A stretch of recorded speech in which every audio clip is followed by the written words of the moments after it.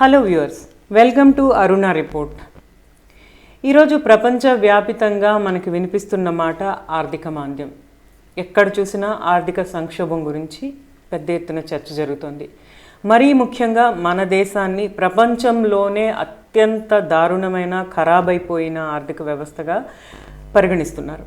మన దేశం తర్వాత యూకే అంటే మనల్ని 200 ఏళ్ల పాటు పాలించిన బ్రిటన్ దేశం ఆ స్థాయిలో చెడిపోయిన ఆర్థిక వ్యవస్థ ఉంది అని చెప్తున్నారు. ఆ తర్వాత మిగతా దేశాలన్నీ కూడా ఫాలో అవుతున్నాయి.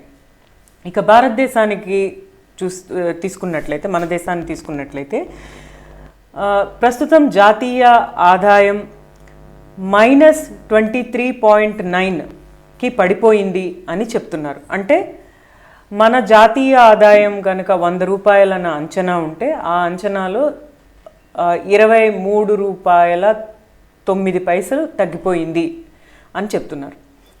దీనికి Nirmala Sitharaman act of God అని కరోనా గురించి ప్రస్తావించడం, ఇటువంటివన్నీ చేస్తున్నారు. ఆర్థిక అంశాలు ఎప్పుడు కూడా మైథాలజీ మీద లేకపోతే దేవుడి మీద ఆధారపడి ఉండవనే విషయం మనందరికీ తెలిసిన విషయమే. కనుక ఈ ఆర్థిక పరిస్థితికి సంబంధించి ఈ ఎపిసోడ్ మీ ముందుకు తీసుకురావడం జరిగింది. ముఖ్యంగా మనం జాతీయ ఆదాయాన్ని ఎలా లెక్క కడతాం అన్నది చూద్దాం. మనం జాతీయ ఆదాయాన్ని లెక్క కట్టుకునేటప్పుడు, అంటే జీడిపిని లెక్క కట్టుకునేటప్పుడు జీడిపి ఈక్వల్ టు C+I+G+NX అని అంటాం. అసలు ఈ ఫార్ములా ఏంటనేది ముందు చూద్దాం. సి అంటే ప్రైవేట్ కన్జంప్షన్. ప్రైవేట్ కన్జంప్షన్ అంటే ఏంటి? ప్రైవేట్ కన్జంప్షన్ అంటే ఇదేదో బ్రహ్మ పదార్థం కాదు. మనమంతా, మీరు, నేను, మన దేశ ప్రధాని ముఖేష్ అంబానీ ఈ దేశంలో ఎక్కడో మారుమూల బిచ్చమెత్తుకునే ఒక వ్యక్తి తమ జీవితానికి కావలసిన సరుకులు కొనుక్కోవటం ద్వారా చెల్లించే మొత్తాన్ని కన్జంప్షన్ అంటాం. ఈ కన్జంప్షన్ ద్వారా జీడిపికి అత్యధికంగా ఆదాయం సమకూరుతుంది. ఎంత పర్సంటేజ్ అంటే, ఈ జీడిపి గనక మనం 100 రూపాయలుగా అంచనా వేసుకున్నట్లయితే అందులో 56.4% ఈ కన్జంప్షన్ నుంచే వెళ్తుంది. ఇక్కడ ఒక దారుణమైన నిజాన్ని మనం గమనించాల్సింది ఏంటంటే, ఈ కన్జంప్షన్ అనే దానిలో ఇండైరెక్ట్ ట్యాక్సెస్ ఉంటాయి. ఇండైరెక్ట్ ట్యాక్సెస్ అంటే ఒక కిలో బియ్యంకి ఎంత ఇండైరెక్ట్ ట్యాక్సెస్ ఒక బిచ్చగాడు ఇస్తారో అంబానీ కూడా అంతే ఇస్తారు, దేశ ప్రధాని కూడా అంతే ఇస్తారు, మీరు నేను కూడా అంతే ఇస్తాం. సో ఈ ఇండైరెక్ట్ ట్యాక్సెస్ అనేవి అందరూ సమానమే అన్నట్లు విధించటం జరుగుతుంది. కానీ వాస్తవంగా మనం చూసినప్పుడు మన ఆస్తుల విషయమైతేనేమి, మన అంతస్తుల విషయమైతేనేమి, మన ఆదాయాల విషయమైతేనేమి ఎంత పెద్ద ఎత్తున వ్యత్యాసం ఉంటుంది అనేది మనందరికీ ఎరుకైన విషయమే. సో ఈ కన్జంప్షన్ అన్న పదంలోనే ఒక నిగూఢమైన, ఒక ఘోరమైన పరిస్థితి ఉంది. ఇండైరెక్ట్ ట్యాక్సెస్ అనేవి బడ్జెట్ వచ్చిన ప్రతిసారి ఈ ఇండైరెక్ట్ ట్యాక్సెస్ అనేవి పెరుగుతూ ఉంటాయి. ఎంతగా ఇండైరెక్ట్ ట్యాక్సెస్ పెరిగితే అంతగా ఈ దేశంలో అట్టడుగున ఉన్న వ్యక్తి నడ్డి విరిగిపోతూ ఉంటుంది. సో ఈ కన్జంప్షన్ అనే దాని ద్వారా మన జాతీయ ఆదాయానికి అంటే జీడిపికి 56.4% ఆదాయం వస్తుంది అనేది మనం తెలుసుకున్నాం. ఇక రెండవది ఐ అంటే ఇండస్ట్రీ, కార్పొరేట్ కంపెనీస్. ఈ కార్పొరేట్ కంపెనీస్ కన్జంప్షన్ తర్వాత అత్యధికంగా జీడిపికి కంట్రిబ్యూట్ చేస్తాయి. ఎంత కంట్రిబ్యూట్ చేస్తాయంటే 32%. ఈ 32% కార్పొరేట్ కంపెనీస్ సమకూరుస్తాయని చెప్పుకున్నాం కదా. అయితే ఈ కార్పొరేట్ కంపెనీస్ కరోనా రాకపూర్వమే మనం గమనించినట్లయితే ఆటో ఇండస్ట్రీ కావచ్చు, మ్యానుఫ్యాక్చరింగ్ కావచ్చు, రియల్ ఎస్టేట్ కావచ్చు, జాబ్స్ పోతున్నప్పుడు ఈ కార్పొరేట్ కంపెనీలు తమ ఇన్వెస్ట్మెంట్ని తగ్గించుకుని ఈ బడా కంపెనీ వ్యాపారవేత్తలంతా కూడా తమ దగ్గర ఉన్న డబ్బుని తమ గల్లా పెట్టెల్లో లాక్ చేసుకొని కూర్చుంటారు. అలా కూర్చోవటం ద్వారా పెద్ద ఎత్తున ఇండస్ట్రీస్ మూతపడతాయి. ఇండస్ట్రీస్ మూతపడటం వలన జాబ్ లాస్ జరుగుతుంది. జాబ్ లాస్ జరగటం వలన కన్జంప్షన్ కూడా తగ్గిపోతుంది. సో ఓవరాల్గా ఒక రకమైన సంక్షోభానికి వీళ్ళు కారణమవుతూ ఉంటారు. సో ఆ ఇండస్ట్రీస్ నుంచి వచ్చే 32% కరోనా వలన లాక్డౌన్ వచ్చింది. లాక్డౌన్ తర్వాతన ఫ్యాక్టరీలన్నీ కూడా మూతపడ్డాయి. ఫ్యాక్టరీలలో యంత్రాలను లోపల పెట్టుకునే తాళాలేసి ఆ యంత్రాలకు తోకగా పనిచేసే మనిషిని తిండి పెట్టాలి కనుక ఆ మనిషిని రోడ్డుపై పడేయటం, ఆ రోడ్డుపైన పడేసిన మనిషి నడుచుకుంటూ తమ గ్రామాలకు వెళ్ళటం, ఇవన్నీ కూడా మనం చూసాం. సో ఈ ఇండస్ట్రీ ఈ కరోనాకి ముందు, కరోనా లాక్డౌన్ పీరియడ్లో మొత్తంగా మూతపడటం, దీని వలన కూడా బాగా జీడిపికి ఆదాయం తగ్గిపోయింది. ఇక మూడవది గవర్నమెంట్ ఎక్స్పెన్సెస్, అంటే ప్రభుత్వం చేసే ఎక్స్పెన్సెస్. ప్రభుత్వం వివిధ రకాలైన సేవలు ఇస్తుంది, దానికోసం ట్యాక్సులు వస్తాయి. అలాగే ప్రభుత్వం కొన్ని రకాల ఉత్పత్తులు తయారు చేస్తుంది తన పరిశ్రమల ద్వారా, దాని ద్వారా కొంత ఆదాయాన్ని సంపాదిస్తుంది, దానిని ఖర్చు పెట్టడం, ఇవన్నిటికీ సంబంధించి ఇది గవర్నమెంట్ ఖర్చు అని చెప్పవచ్చు. ఈ గవర్నమెంట్ ఖర్చులో మీరు ఈ బడా ఇండస్ట్రీస్కి ఇచ్చే లోన్లు ఇవి కూడా కొంత, అంటే వీటిని ఎట్లా చెప్పవచ్చు అంటే ప్రజలు ఏవైతే బ్యాంకుల్లో దాచుకుంటారో వాటిని మేనేజ్ చేయడం, ఇవన్నీ ప్రభుత్వం దీనిలోకి వస్తాయి, పరిధిలోకి వస్తాయి. సో ఈ వీటికి సంబంధించిన సేవలు ఇవన్నీ చేసి దానికి సంబంధించిన ట్యాక్సెస్ ఇవన్నీ ఉంటాయి. సో ఆ ఖర్చు, అలాగే కొంత సంక్షేమ పథకాలకు పెట్టే ఖర్చు అవి, వీటన్నిటిని కూడా ఈ పరిగణలోకి తీసుకోవచ్చు. ఇక ఎన్ఎక్స్ అంటే నెట్ ఎక్స్పోర్ట్స్, అంటే మనం చేసే ఎగుమతులు అలాగే మనం దిగుమతి చేసుకున్నవి, ఎగుమతుల నుంచి దిగుమతులు మైనస్ చేయగా మిగిలే విలువ నెట్ ఎక్స్పోర్ట్స్ అని చెప్తాము. ఈ నెట్ ఎక్స్పోర్ట్స్లో మన ఎగుమతులు ఎక్కువగా ఉండి దిగుమతులు తక్కువగా ఉన్నప్పుడు మంచిదిగా పరిగణిస్తాం. ఇప్పుడు ప్రస్తుతం దేశీయంగా డిమాండ్ బాగా తక్కువ ఉన్న నేపథ్యంలో దిగుమతులు బాగా తగ్గిపోయి ఎగుమతులు ఎక్కువగా కనిపిస్తున్నాయి. అయితే ఇది కేవలం వాపే కానీ బలుపు కాదు. సో ఇది ఈ విధంగా మనకి జాతీయ ఆదాయం నుంచి, జాతీయ ఆదాయం ఎక్కడి నుంచి వస్తుంది అన్న విషయాన్ని మనం పరిశీలించాం. ఇక ప్రస్తుతం మన జాతీయ ఆదాయం బాగా గణనీయంగా పడిపోయింది, ఎప్పుడూ లేనంతగా పడిపోయింది, 23.9% పడిపోయింది అని చెప్తున్నారు. అసలు స్వతంత్రం వచ్చిన దగ్గర నుంచి భారతదేశ జీడిపి ఏ విధంగా ఉంది అనేది ఒకసారి పరిశీలిద్దాం. భారతదేశంలో స్వతంత్రం వచ్చిన తర్వాత నుంచి మనం జీడిపిని కనుక గమనించినట్లయితే, అంటే భారతదేశానికి రెండవ పార్లమెంట్ ఎన్నికలు జరుగుతున్నప్పుడు, అంటే ఆ సంవత్సరం 1957 నుంచి 58 జీడిపి కనుక మనం తీసుకున్నట్లయితే -1.2% ఉండింది. అలాగే దాని తర్వాత చైనా పాకిస్తాన్ యుద్ధం చూసిన సంవత్సరంలో, అంటే 1965 నుంచి 1966 సంవత్సరంలో మనం చూసినట్లయితే జాతీయ ఆదాయం మైనస్లోనే ఉండింది, 2.6%. అలాగే ఇందిరాగాంధీ గరీబీ హటావో నినాదం ఇచ్చిన ఏడాది, అంటే 1972-73లో మనం తీసుకున్నట్లయితే అప్పుడు కూడా మైనస్లోనే ఉండింది, -0.6%. అలాగే ఇందిరాగాంధీ విధించిన ఎమర్జెన్సీ తర్వాత, అంటే 1979 నుంచి 1980వ సంవత్సరంలో మన జీడిపిని కనుక తీసుకున్నట్లయితే -5.2% ఉండింది. ఇక్కడి వరకు అంటే మనం మిశ్రమ ఆర్థిక విధానాలతో కొనసాగుతూ వెళ్ళినాం. ఇంతవరకు మైనస్లే వస్తూ వచ్చినాయి. ఈ మిశ్రమ ఆర్థిక విధానంలో కూడా మన తొలి బడ్జెట్ ప్లానే బాంబే ప్లాన్, అంటే టాటా బిర్లాలు తయారు చేసిన ప్లాన్.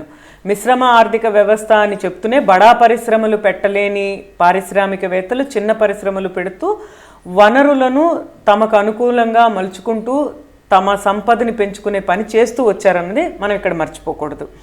ఇక మిశ్రమ ఆర్థిక వ్యవస్థ తర్వాత 1991లో పివి నరసింహారావు ప్రధానమంత్రిగా, మన్మోహన్ సింగ్ ఆర్థిక మంత్రిగా ఉన్నప్పుడు సంస్కరణల, అంటే ఆర్థిక సంస్కరణల అన్న పేరుతో ప్రైవేట్ ఆర్థిక విధానాన్ని మనం ఓన్ చేసుకున్న తర్వాత ఈ సమయంలో, అంటే 1991లో 1.4% జీడిపి నమోదైంది. ఈ సమయంలో కూడా, అంటే ఇది ప్లస్ నమోదైంది, మైనస్ కాదు ఈసారి. ఇలా నమోదైనప్పటికీ కూడా అతి తక్కువగా జీడిపి గ్రోత్ ఉందని చెప్పారు. తత్ఫలితంగా IMF నుంచి, వరల్డ్ బ్యాంక్ నుంచి పెద్ద ఎత్తున రుణాలు రావటం మన దేశానికి, ఇవంతా కూడా మనం చూసాం. తర్వాత 2000 నుంచి 2001 వరకు వాజ్పేయి ప్రధానిగా ఉన్నప్పుడు కూడా జీడిపి ఆశించిన స్థాయిలో అభివృద్ధి చెందటం లేదు అన్న మాటే వినిపించింది. అప్పుడు ఉన్న జీడిపి 3.9% ఉంది. అలాగే 2011-12 అంటే స్కాముల యుగం, మన్మోహన్ సింగ్ ప్రధానమంత్రిగా ఉన్నారు, 2G స్కామ్ వింటున్నాం, పెద్ద ఎత్తున స్కాములు వింటున్న సమయంలో జీడిపి 5.5% ఉండింది. తర్వాత మోడీ ప్రధాని అయినాక అత్యధిక జీడిపి అంటూ 2018లో తొలి 3 నెలల్లో 8.2% జీడిపి నమోదయ్యింది. ఆ తర్వాత నుంచి జీడిపి అన్నది పడిపోవటం మొదలుపెట్టింది. ఆ తర్వాత నుంచి 2019లో మనం చూసినట్లయితే తొలి 3 నెలల్లో -5.2% జీడిపి నమోదైంది. అలాగే నెక్స్ట్ జీడిపి పడిపోతూ ఇప్పుడు ప్రస్తుతం మనం ఉన్న పరిస్థితి ఏంటంటే -23.9% జీడిపి పడిపోయిన పరిస్థితిలో మనం ఉన్నాం. అంటే ఇప్పటి వరకు మనం మిశ్రమ ఆర్థిక వ్యవస్థను చూసుకున్నాం, అలాగే ప్రైవేట్ ఆర్థిక వ్యవస్థని ఓన్ చేసుకున్నాం. ఈ 2 పరిస్థితుల్లో కూడా మన జాతీయ ఆదాయం అన్నది మనం ఆశించిన స్థాయిలో, మన భారత ప్రజలకు, మన ప్రజలకు అవసరమైన స్థాయిలో మనం సాధించుకోలేకపోయాము అన్నది మనకి అవగతమవుతుంది. అంటే మిశ్రమ ఆర్థిక వ్యవస్థ, ప్రైవేటు ఆర్థిక వ్యవస్థ అన్న అనుభవం ఉండిన మనకు మన ఆర్థిక వ్యవస్థ ఎలా ఉంది అంటే ఎక్కడ వేసిన గొంగలి అక్కడే అన్న పరిస్థితిలో ఉంది. ఇక ప్రస్తుతం మన పరిస్థితి ఏ విధంగా ఉంది, మనం ఏ స్థాయిలో ఉన్నాం, ఎలా ఉన్నాం అని చూసినట్లయితే నిర్మాణ రంగంలో 50%, వాణిజ్యం, హోటల్స్, ఇతర సేవల్లో 47%, మ్యానుఫ్యాక్చరింగ్ 39%, మైనింగ్ 23%, ఇలా ప్రతి రంగాల్లో ఇంత పర్సంటేజ్లో మనం నష్టాన్ని చూస్తున్నాం. అంటే ఇంత పర్సంటేజ్లో మనం నష్టాన్ని చూస్తున్నామంటే మన దేశంలో మేజర్ ఉద్యోగాలు కల్పించే ఈ రంగాలన్నీ కూడా కుదేలైపోయి కూర్చుంటున్నాయి. ఈ రంగాలన్నీ కుదేలవుతున్నప్పుడు పెద్ద ఎత్తున జాబ్ లాస్ అన్నది మనం చూస్తున్నాం. ప్రస్తుతం మన దేశంలో జాబ్ లాస్ అన్నది ఒక ప్రధానమైన సమస్యగా మన కళ్ళ ముందు కనిపిస్తుంది. సో ఇలాంటి పరిస్థితుల్లో ఏం చేయాలి అన్నది, ఏం చేస్తే బాగుంటుంది అన్నది మనందరి ముందు ఉన్న అతిపెద్ద ప్రశ్న. ఉపాధి క్షీణించడం ఎట్లా ఆపుకోవాలి, అలాగే ప్రస్తుతం మన ఆర్థిక వ్యవస్థని ఎలా కోలుకునేలా చేసుకోవాలి, నిరుద్యోగం నిలుపుదల చేసేది ఎలాగా, ఇవన్నీ ప్రశ్నించినప్పుడు మన ఈ ప్రశ్నలన్నీ మన ముందు పెద్ద పెను సవాళ్ళుగా కనిపించినప్పుడు మనం సమాధానం వెతుక్కోవాల్సింది ఆ పుడమిలోనే అని ఎందుకు అంటున్నానంటే మనది వ్యవసాయ ఆధారిత దేశం, వ్యవసాయ ప్రధాన దేశం. మనది వ్యవసాయ ప్రధాన దేశం అయినప్పటికీ కూడా మన దేశంలో వ్యవసాయానికి సంబంధించిన ఇన్ఫ్రాస్ట్రక్చర్ డెవలప్మెంట్ చేయటం విషయంలో ప్రభుత్వం మొదటి నుంచి కూడా తాత్సారం చేసింది. ఈ రోజుకి కూడా దేశంలో కేవలం 27% రైతులకు మాత్రమే వ్యవసాయానికి సంబంధించిన ఇన్ఫ్రాస్ట్రక్చర్ ప్రాజెక్టులు అయితేనేమి, విత్తనాలు అవైలబిలిటీ అయితేనేమి, ఎరువులకు సంబంధించినది అయితేనేమి, ఇవన్నీ కూడా అతి తక్కువగా అందుతూ ఉన్నాయి. సో మనం బేసిక్గా మనది అగ్రికల్చర్ ఓరియంటెడ్ కంట్రీ కనుక ఇప్పుడున్న పరిస్థితిలో ఇంత కష్టకాలంలో కూడా రైతులు తమ కాయ కష్టంతో తమ దగ్గర ఉన్న అరచక్క ఎకరం పొలంకి బానిసలుగా మారిపోయి మనకి ఇంత కష్టకాలంలో కూడా 3.5% గ్రోత్ని చూపించడం జరిగింది. సో ఇంత గ్రోత్, ఈ 3.5% గ్రోత్ ఇచ్చిన సెక్టర్ ఏదైతే ఉందో అన్ని సెక్టర్స్ నష్టాలు చూపిస్తున్న సమయంలో కూడా వ్యవసాయ రంగం ఈ మాత్రం గ్రోత్ ఇవ్వగలిగింది. సో ఇటువంటి పరిస్థితుల్లో ఎప్పటికప్పుడు బ్యాంక్ లోనులు తీసుకొని భారతదేశంలో ఇండస్ట్రియల్ డెవలప్మెంట్ చేస్తామని చెప్పి ఏదో అరాకొరగా ఇండస్ట్రీలు పెట్టి నష్టాల్లో ఉన్నామని మళ్ళీ మూసుకొని వెళ్ళిపోవడం, డిమాండ్ లేదని ప్రొడక్షన్ ఆపేసి పారిపోవటం, కేవలం లాభం కోసమే ఉత్పత్తి చేసే కార్పొరేట్ సెక్టర్పై ఆధారపడటం కంటే కూడా భారతదేశంలో ఉన్న భూములను జాతీయకరణ చేసి సేంద్రియ వ్యవసాయం గనక ప్రభుత్వం ప్రమోట్ చేస్తే ఈ క్రైసిస్ని ఎదుర్కోలేమా, ఈ క్రైసిస్కి డాట్ పెట్టలేమా అన్న విషయాన్ని ఆలోచిస్తే ఎలా ఉంటుంది అనేది ఒక థింకింగ్. దీని వలన ఒరిగే మేలేమవుతుందంటే ఫస్ట్ సేంద్రియ వ్యవసాయం అన్నది ఈరోజు అవసరం. మనకి పర్యావరణంలో ఉన్న సమస్యలు చాలా వరకు సేంద్రియ వ్యవసాయం వలన అరికట్టుకోగలుగుతాం. అలాగే భూమిని జాతీయకరణ చేసి ఈ సేంద్రియ వ్యవసాయానికి సంబంధించిన నిధులు మనం వెల్త్ ట్యాక్స్ ద్వారా కనుక కలెక్ట్ చేసినట్లయితే సమాజంలో ఉన్న ఇన్ఈక్వాలిటీస్ ఏవైతే ఉన్నాయో వాటికి కొంత చెక్ పెట్టగలిగే పరిస్థితి కూడా ఉంటుంది. అలాగే ఇక ఈ మనం కరోనా లాక్డౌన్ సమయంలో రివర్స్ మైగ్రేషన్ అన్నది చూసాం. పట్టణాల్లో స్లమ్స్లో జీవించే కార్మికులందరూ కూడా తమ సొంత గ్రామాలకు వెళ్ళిపోయారు. సొంత గ్రామాలకు వెళ్ళిన తర్వాత అక్కడ కూడా ఉపాధి అవకాశాలు లేవు. మన్రేగాలో ఒక కుటుంబంలో ఉన్న మగవారికి ఉద్యోగం దొరికితే మహిళలకు ఉద్యోగం దొరకని పరిస్థితి. అత్యధికంగా ఈరోజు మహిళలకు తక్కువ పని దినాలు మన్రేగాలో దొరుకుతున్నాయి. సో ఈ సమస్యలకు కూడా కొంత చెక్ పెట్టే అవకాశం ఉంటుంది. అయితే ఈ భూమి జాతీయకరణ అన్నది ప్రభుత్వం హైలీ మెచ్యూర్డ్నెస్తో చేయాల్సి ఉంటుంది. ప్రజలను ఎడ్యుకేట్ చేసుకోవాల్సి ఉంటుంది. ప్రజల్ని ఎడ్యుకేట్ చేసుకుని ప్రస్తుత మన ఆర్థిక వ్యవస్థ విషయాన్ని కుల్లాగా ప్రజలతో చర్చించాల్సి ఉంటుంది. ఆ పని చేయటానికి మన పాలకులు సిద్ధమేనా? మన పాలకులు సిద్ధంగా లేకపోతే వారిపై మనం ఒత్తిడి చేయటానికి మనం సిద్ధంగా ఉన్నామా? ఈరోజు మన ఆర్థిక వ్యవస్థ మనకి అడుగుతున్న ఈ ప్రధానమైన ప్రశ్నలు ఇవి. ఈ ప్రశ్నలు మీ ముందు పెట్టాను. ఈ ఎపిసోడ్ ఎలా అనిపించింది? మీ అభిప్రాయాలు కామెంట్స్ రూపంలో తెలియజేయండి. ఆల్టర్నేటివ్ జర్నలిజానికి పెద్దపీట వేయండి. ఎప్పుడు చెప్పే మాట, like, share, subscribe. Thanks for watching. మా లేటెస్ట్ అప్డేట్స్ కోసం వెంటనే సబ్స్క్రైబ్ చేయండి. పక్కనే ఉన్న బెల్ ఐకాన్ని క్లిక్ చేయండి. Subscribe to Aruna report.